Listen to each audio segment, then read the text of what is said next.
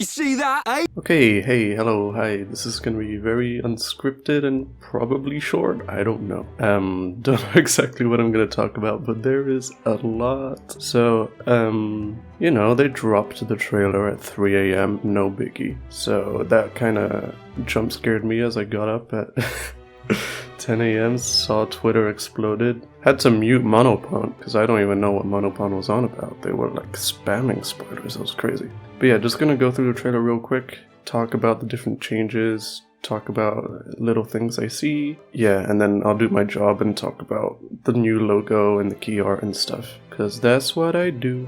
So it starts off with a scene of Matthew, which is not the name I was expecting for the Van Damme son. And freaking N just killing his granddad, which is kind of a cool fucking shot. That's literally N killing his son, by the way.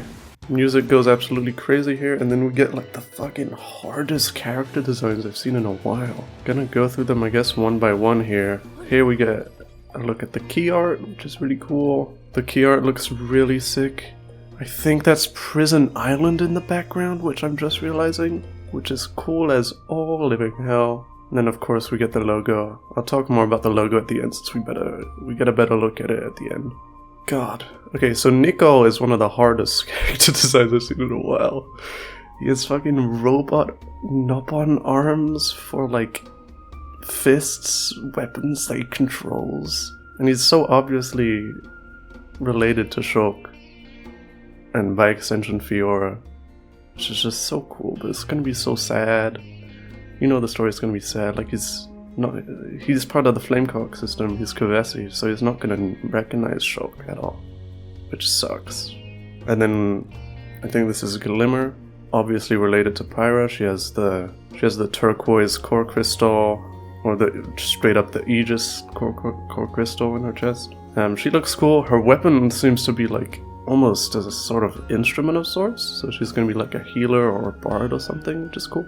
Then Matthew goes so fucking hard, and that scene is just so reminiscent to the Van Damme scene in Xenoblade 3, where he jumps in and he's like, no, stop fighting, which is, you know, I guess that continued the lineage. All the Van Dammes are the same people, I guess. But yeah, his design is really cool. It feels super city-like, which I like. Like the clothes that the main cast wore in Xenoblade 3 are supposed to be city-like, but they just kind of have too many flashy colors. His colors are like super muted, but it's also really cool and like auburn. So I really like his design.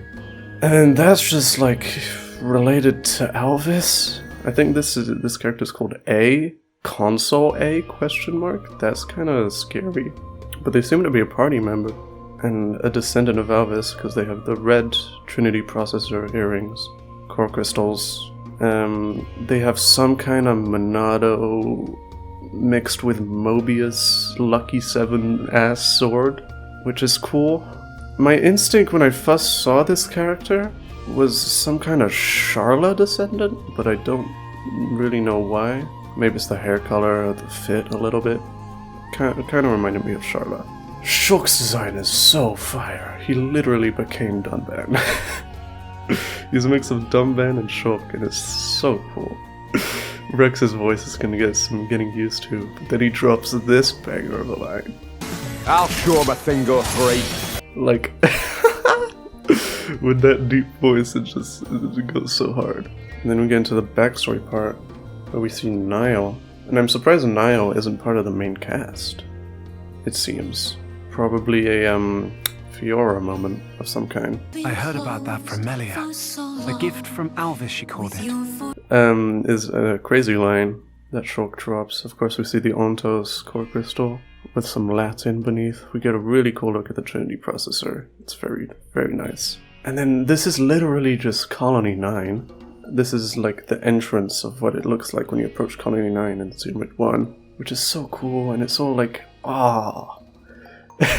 it's all like post-apocalyptic and overgrown, and I love it. Look at these guys, they're just chilling here. Yep, that's Colony 9 right there. Now this shit was really cool to me, because I did not expect Zed to be in this scene, and then Zed refers to Alvis as his god. So apparently even Zed didn't influence Alvis.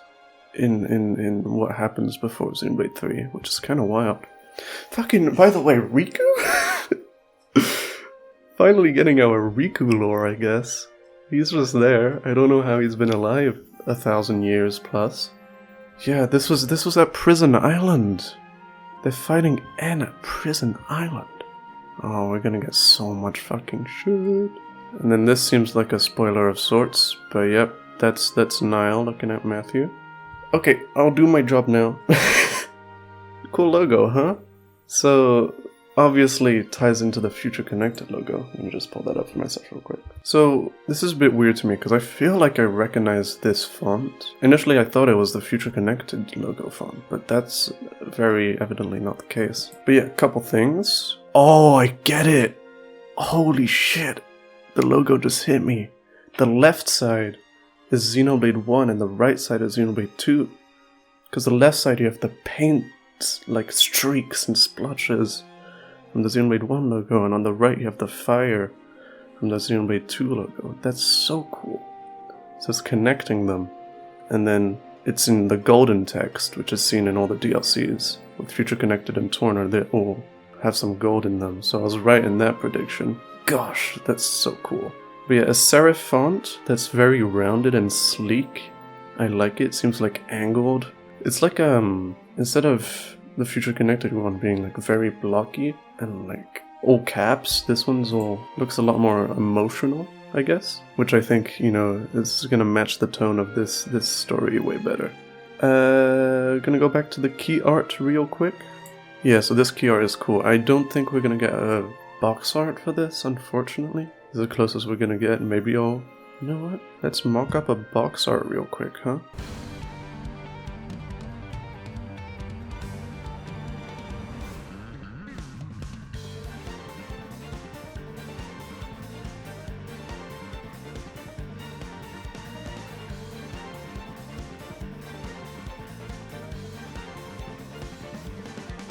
Okay, cool. There's your box art. I think it looks pretty good. It's kind of weird not being able to get all the characters to fit into it, but hopefully if we get more art in the future, it'll be more possible to do that. But yeah, this DLC looks like it's gonna be really cool. It's kind of really inconvenient timing for me, because I was gonna spend like April 20th to like May 10th just grinding out uni work, so this is gonna kind of come in the middle of that. But you know, gotta do what you gotta do. I will be definitely streaming this, most probably on Twitch. I'll leave the link in the description for that. I'm currently streaming Persona 5. I was trying to finish that before Tears of the Kingdom comes out. I don't know if I have time. I think I have half the game left, so we'll see how that goes. But feel free to join in. I might be live tonight. Thanks for watching. Let me know your thoughts on all the Wave 4 stuff. Try to keep leaks and spoilers out of the comments if possible. But yeah, thanks a lot. More videos soon. Take care.